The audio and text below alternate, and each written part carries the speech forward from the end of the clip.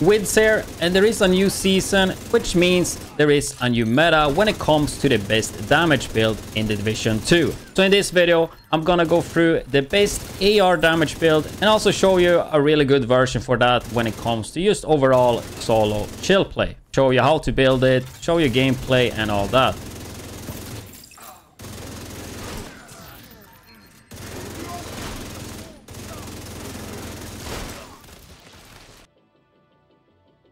So we take a look at the build. This is how it's looking.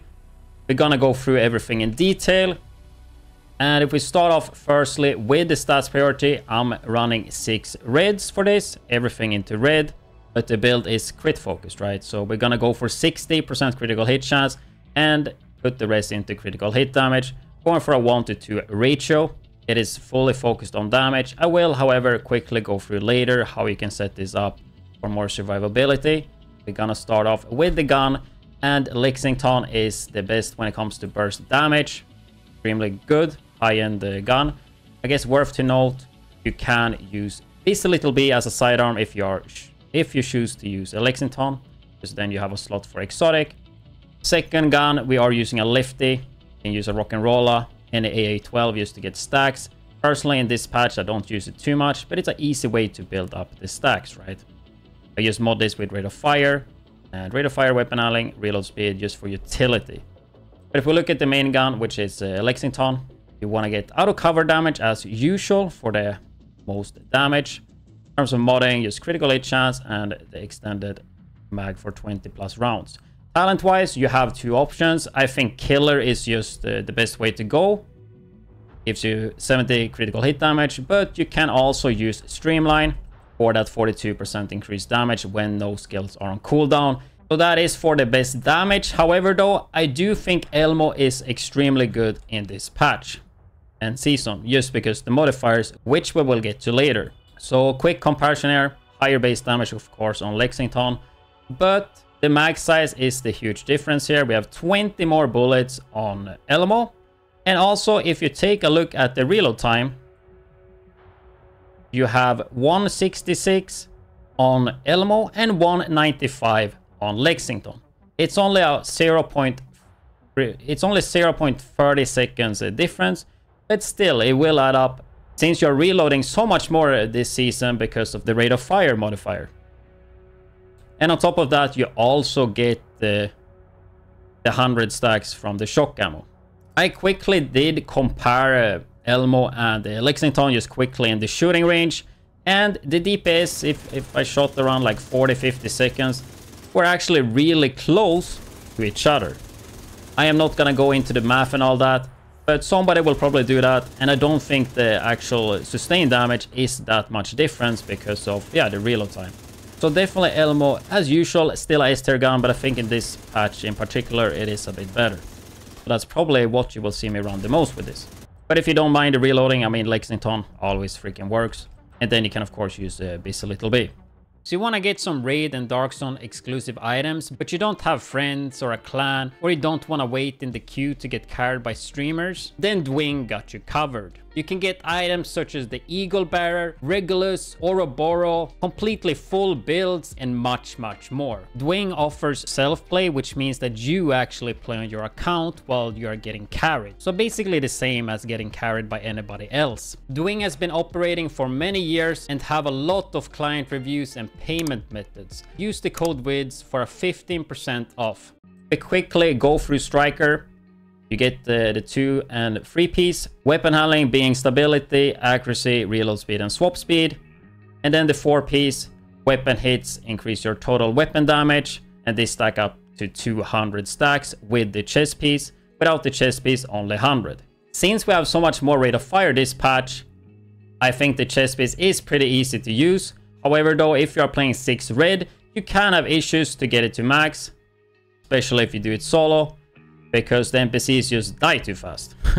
With thermal, which hopefully a lot of you guys actually have now, but just to keep in mind, you don't need thermal in this build. However, though, since the power creep is so strong and this build have 6 red, we have so much damage. So getting the damage split, yes, the burst damage on the single target is gonna be worse, but you will be able to clear so much faster with this. And personally, I just love to use it. And of course, it will add some more range.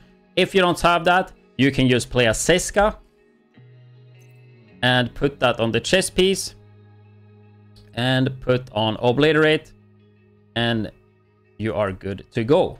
Then we have the new gloves that comes with this season called Overdogs. They come with weapon damage and double crit. The talent itself is pretty insane since it gives you 30% amp damage. However though, to get that damage, you need to be shooting the lowest tier, which can be a bit confusing because the game does not highlight what to shoot to get the damage. However though, just play as normal and try to focus just the basic NPCs. If you look at tier 3, it's just any other enemy that's not listed right here, and also skill proxies. So if you're using thermal, you can just focus on skills and you will deal extra damage to the skill. And since we have thermal, you will transfer that damage to another NPC. So pretty nice combination right there. And if you're wondering how to actually get the gloves, you get them from the current season pass at rank 29. And while waiting for those, you can just easily swap it out for Coyote's Mask and just play it that way. That will work really well as well. And if we look for all the pieces, this is how the build currently looks like. Just crit chance and critical hit damage on every slot. Getting 60% crit chance and put the rest into critical hit damage. And as you could see earlier, doesn't matter if you are a few crit chance points away. So that is how the first build looks like. If we take a look at the second version, if I want to have a bit more chill time and more survivability, this is how I would run it. I'm using a Memento backpack instead. Really good for that survivability. Armor regen, pick up trophies, get damage. You literally get everything, but especially the bonus armor on pickup just gives you so much survivability. And then once again, I am using thermal because I feel like we have so much damage. Same thing here, you don't have to play thermal. You can swap that for Seska Obliterate and you're basically good to go. Same thing here with the skills, same thing with the weapons. Everything literally the same. And of course, we are using the gunner specialization for that 10% armor on kill. It is just a little bit too good to give up on. Also, the 50% faster reload on every third reload is really nice this patch because we are mag dumping so much, and of course rate of fire on top of that. So just really good one. And make sure of course you get the assault rifle damage. Also, one reason why I do think thermal is so good is because of the active modifiers. You're probably gonna see this a lot in the videos, but the C-lot modifier is just insane. At 10 stacks you will yeah, you better be sorry. At 10 stacks, you will have 100% damage reduction, meaning you are immortal and take no damage at all. So you will start at 200. You will start at 200 damage reduction when you have 20 stacks and level this to level 5. And then eventually, after 10 seconds, you lose 1 stack. And if you kill enemies, you will increase the stacks again, right? So you can keep it up pretty long as you're killing NPCs. And that is where thermal definitely makes it easier, because if some NPCs are hiding, as long as one is showing, you can easily just melt all of them. So really good combination, and of course you also get weapon damage on top of it. And then in terms of passive modifiers, I personally like to run Rupert's Tear for the armor break on tanks, and then also keep out for the staggers on rushers. And then lastly, I really do like Unfriendly Fire, but this is obviously only against hyenas. So shoot a hyena shield and you get a thermal on steroids, but this is only within 10 meters of the target. But I think that is it when it comes to the new best striker AR build for damage, and I mean also for solo play and survivability. So I hope you guys enjoyed this video. If you are interested in more Division 2 videos like this, then make sure you hit the subscribe button. I'm also still live with the Subathon with Division 2 drops on twitch.tv/widdz. You can just use C-lot like I did. I don't know why I stood so close there. That was definitely a mistake. Not gonna matter though.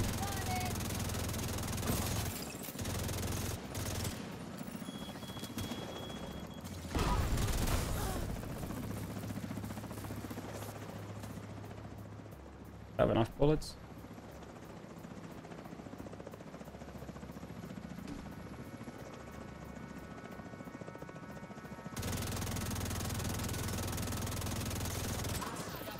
What is that hitbox?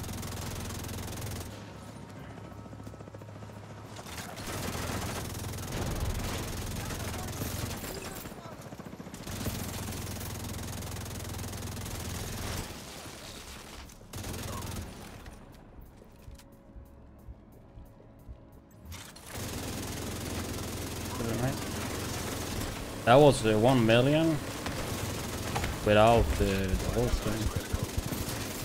That's over 2 million, almost 2.1 mil without C-lot.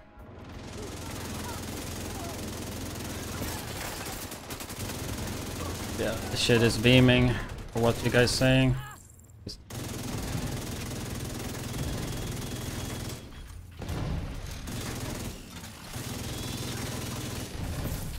Pretty good. Good kill and don't take damage. Yeah, because I'm using the modifier that gives 100% damage reduction. Having 100% damage reduction means that you reduce the damage by 100%. Or it could just be hacks, I don't know. Serious trauma detected.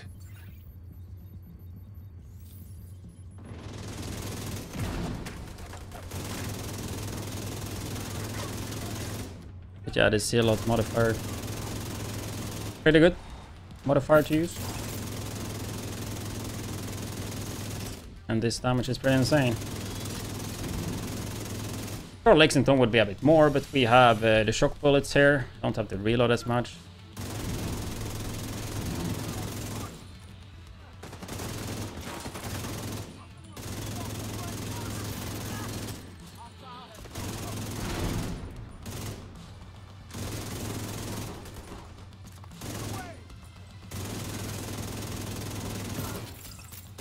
Well, according to BMI, I am overweight right now. I'm 85 kilos morning weight. Probably if I would step on the scale right now.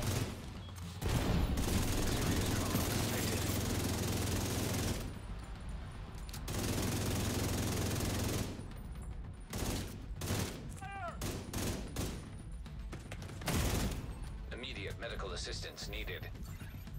Kind of wasted the C-lot earlier.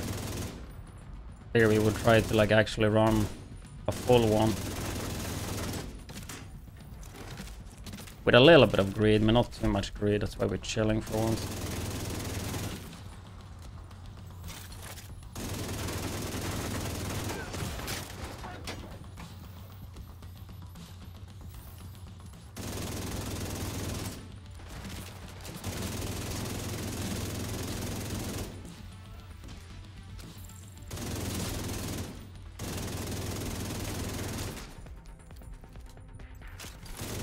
Ult, yeah.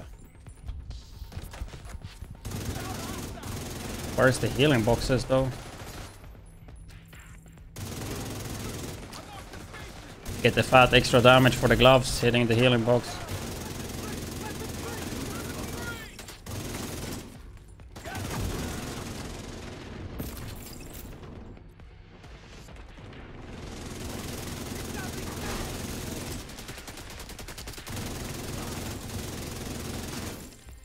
I don't know why it doesn't show the damage numbers.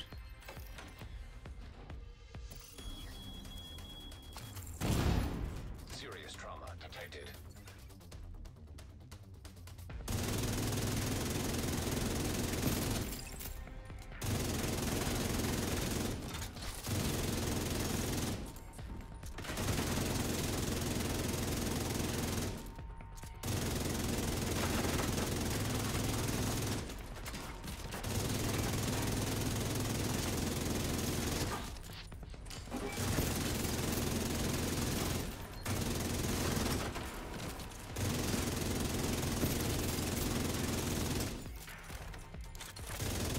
This room usually easy. Yeah, I'm misusing Elmo, dude. Just having the shock, it's nice. Honestly. Especially when you have this damage. But it's mainly just the extra mag size and the reload speed being faster. Not like feeling like I spend all the time just reloading.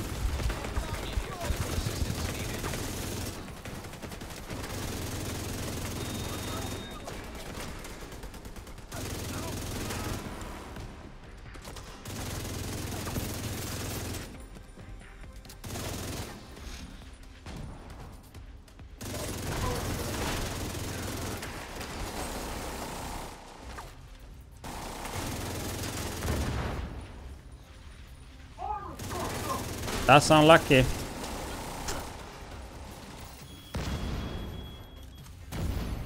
And the timing of the armor kit. Oh, should have it on the dog too. Dog almost got one-shotted from it.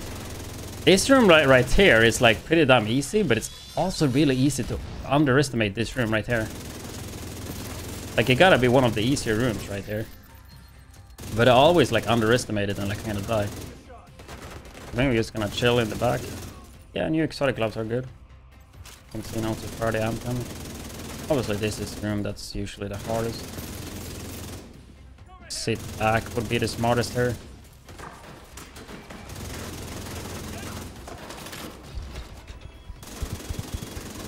Just need something to shoot at.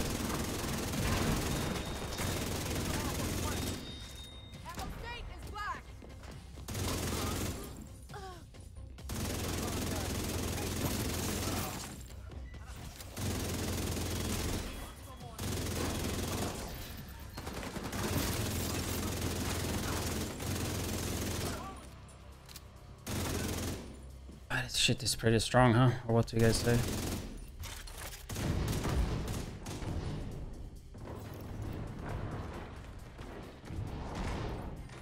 It is not good though.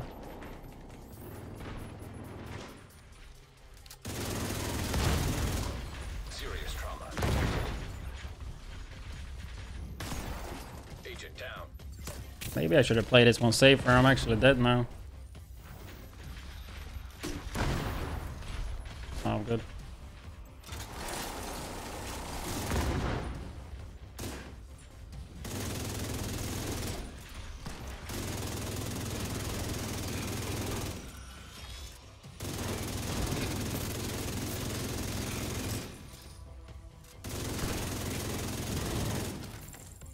Fresh Sal's turn. With the Fremont resub. Appreciate that one.